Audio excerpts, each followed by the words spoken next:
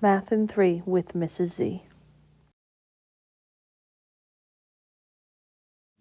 This video will show you how to evaluate a function and then use that information to create a graph.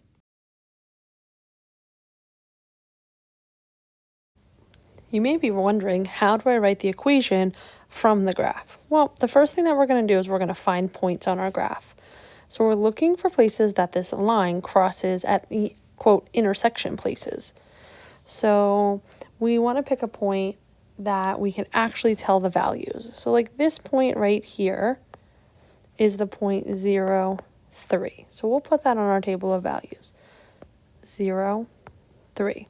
We'll find another point. Here's another one that intersects, and we can clearly see that this is 1, 5.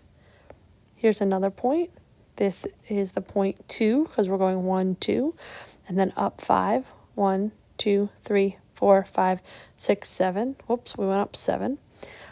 This point right here is the point 3, 9. And there aren't any more points to go to the right, so we're going to go and write the equation. So we want to know, what is the pattern from point to point?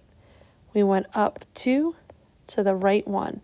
Every single time we went up 2 to the right 1. So the pattern is 2 over 1. When we write the equation, the pattern goes in front of the x. We're going to add on to it the starting point. The starting point will always be the value where x is 0 and y is 3. We always start on that y-axis right in the middle of the graph.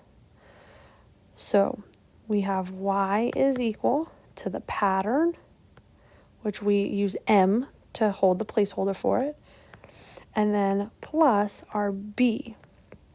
The b is our beginning point in the middle of the graph. The m is how we move from point to point. We went up 2 to the right 3, up 2 to the right 3, up 2 to the right 3. So y is equal to the movement times x plus the beginning point. This was Math in 3 with Mrs. Z. Please like and subscribe below. Thanks.